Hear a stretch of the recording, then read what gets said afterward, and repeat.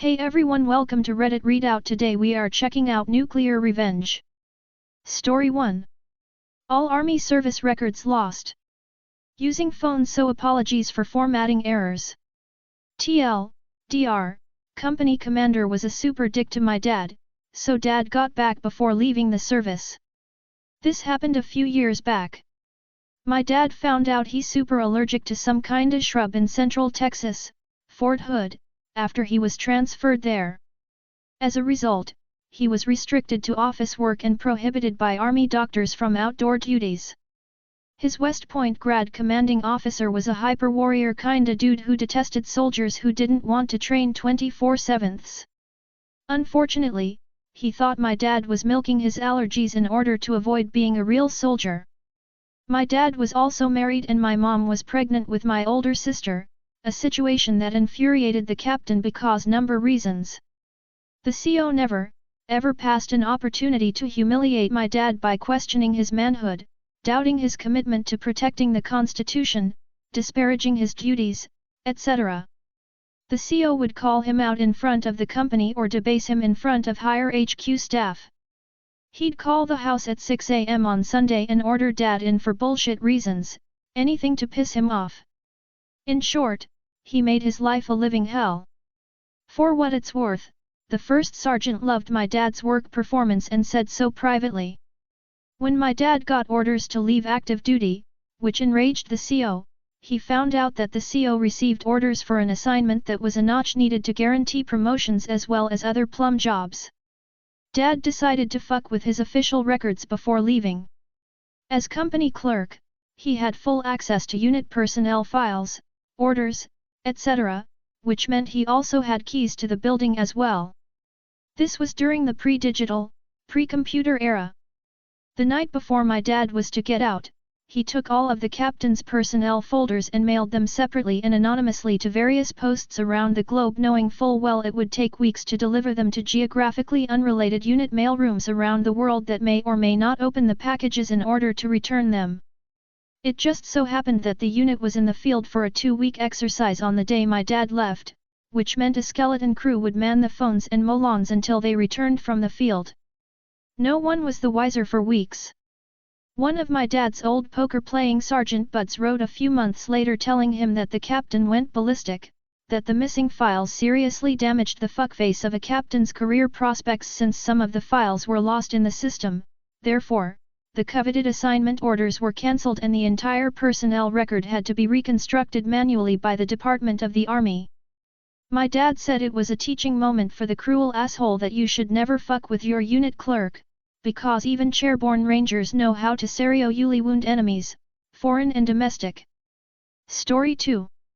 I, 15M, indirectly caused the death of my abusive ex-stepdad. I'm on mobile, so I apologize if this is hard to read. And to any mod, if this isn't nuclear revenge enough, then please tell me and I'll post somewhere else. I also will like to state there will be a bit of background information, so if you don't want to read it, skip to the karma. If you want a TLDR, go to the bottom. Now on to the story. Backstory. When I was 9, my mom met a man who, for the sake of the story, we'll call JJ, was a unremarkable man. He was a chef and he was from New York, living in South Philadelphia at the time. My mom, being emotionally unstable, decided to give him a try after lots of past relationships not working out. Seriously, she has a bad taste in men. And I feel it is a good time to mention my dad is dead from a drug overdose. Philadelphia man, drugs are everywhere. So my mom was desperate for someone to be that guy who is good for her and me. She gives Jay a chance and out of nowhere, boom, Jay has cancer. Came out of the blue and my mom's heartstrings were pulled by him and she was attached to him for good. I was 9 at the time, so OFC, I was a stupid kid who never thought my mom could be wrong. Well, I didn't notice her getting black eyes, but my grandfather did. So one day at a corner store in my neighborhood, he decided to beat Jay black and blue. He was stuck on the couch for days, and looking back it brings a smile to my face. But he convinced my mom that my grandmother, who was manipulated my grandfather to beat him up, so we have to move. After an intervention was held, holy fucking shit, I was there, it was wild, my mom had decided to move. We packed our things in our van and I held my 90-pound Rottweiler on my lap and we moved to fucking Florida. Chapter 2 Fucking Florida. I'm gonna admit, life kinda sucked here. For 5 years I was stuck in such a dumpster fire of a state with no family support. My mom was abused daily and I was mostly mentally abused. I also lost my great-grandmother at this time and I wanted to go back to Philly for the funeral but Jay said no. Eventually in 2021 my mom left Jay. And then the worst night of my life happened. Chapter 3 Halloween 2021. I was still in Florida, shocker, and I went trick-or-treating with a younger friend. At this point in time my mom was paying for Jay's new apartment because she just wanted him gone. Well, he broke into our apartment, took my puppy for a walk, weird time to care about a dog while committing a crime but hey my dog had fun, and smashed everything. My mom decided instead of calling the police she would confront him, with me, alone. So we went and as a precaution my mom had a knife on her. We went and when we got there was a girl with Jay. A fight ensued and I called 911. I also beat the everlasting shit out of Jay. Unfortunately my mom couldn't see that and thought Jay was winning. So she stabbed him, non-lethal. His fat got it, he didn't go to the hospital. So when police showed up they gave a good look at my mom with choke marks from the fight, and arrested her for assault and breaking and entering. Chapter 4 Leaving Florida and having a very Merry Christmas. Well, the trial came and went, my mother is off the hook but she will be a felon until a completion of a program. So we left him in Florida and decided to move back north to New Jersey. My mom breaking up with Jay was account to me because I pushed hard for it. Life continues. But November comes around and I received news that made me burst out in laughter. Jay's sister came forward and told us he shot himself in the head. I even read his suicide note and everything. I ruined his relationship with my mom and karma came back. Life goes on, and he dies unloved and alone. TLDR, I drove my ex-stepdad to suicide after convincing my mom to leave him. Edit, thank you all for the supportive. Story 3. Pedophile gets entire life ruined. I've gotten permission by my older sister to write this story. I'm not the one doing the revenge here, rather my father, uncles, and a few gang members. My parents came to the United States in 1987 coming from Zacatecas, Mexico. A few of my uncles and aunts were living here in south-central LA before my parents came. I have in total 5 siblings, 2 sisters and 3 brothers. I am the youngest, now 18 years old. My sister is 3 years older than me. Now 21. She was 13 years old at the time of this story. My uncles were gang affiliated and my eldest uncle, now 62, was an amazing tattoo artist, relevant to this story. My dad wasn't a gang member but was well known in our city, for participating in gang activity but was never jumped in.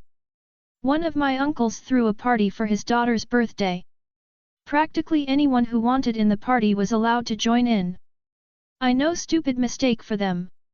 Myself, my brothers and mother weren't at the party as it was also my mother's sister's birthday and we enjoyed being around her more. But my sisters went with my dad as they were close to my uncle's daughter. My sister was left alone sleeping in my cousin's room since our parties always ended up going until the next morning. The door to my cousin's room did not have a lock. As my sister was sleeping she felt someone touching her. As she woke up she realized it was a boyfriend of one of our older cousins, 17, boyfriend was 19 at the time. Nothing was known beyond that until a month later when my sister had finally told my mom. Brave of her, since she was only 13. Many people at that age keep quiet for years. By then everyone in my dad's part of the family became aware of this. Including my older cousin, the one with the pedophile boyfriend. She was heartbroken but agreed on something with her dad. She set up her then boyfriend into meeting up with her at a local park. My dad along with my uncles and a few members waited at the park at around 9 p.m. Very lonely, barely lit, quiet park. A friend of my uncle known as Santi, rest in peace, had a small RV in which they waited in. The piece of shit arrived at the park. That's when my dad and the rest ran up to him and started beating the shit out of him until they dragged him into the RV. Once inside still continued to beat the shit out of him until they arrived at my uncle's place, the one who did tattoos. Once they arrived they took him inside where my uncle was ready with all his equipment and gave him some new artwork all over his face, neck, head, and hands. All over he had writing indicating that he was a pedophile, including an extremely big tattoo across his forehead all the way to the right side of his head. They waited until he woke back up now around 2 a.m. They dumped him in front of his father's house, not to be discovered by neighbors until the sun came out. My father left a heavy well-written note on the door of the piece of shit's dad house. This led to his dad giving him his own set of beatings and finally kicking him out of his house. Surprisingly, one of his friends let him stay with him for a while until a month after the incident. Two of his friends were found guilty on a murder charge. Apparently the murder happened around 3 months before this whole incident. Pedophile was charged with a second-degree murder along with a few other charges. He was sent up to Chino Penitentiary. 2 months in the pen he was raped, beat and finally killed by some African Americans, getting shanked 3 times in his chest by a screwdriver. Not sure if this happened due to his tattoos indicating he was a child predator, or if it was mostly a race thing.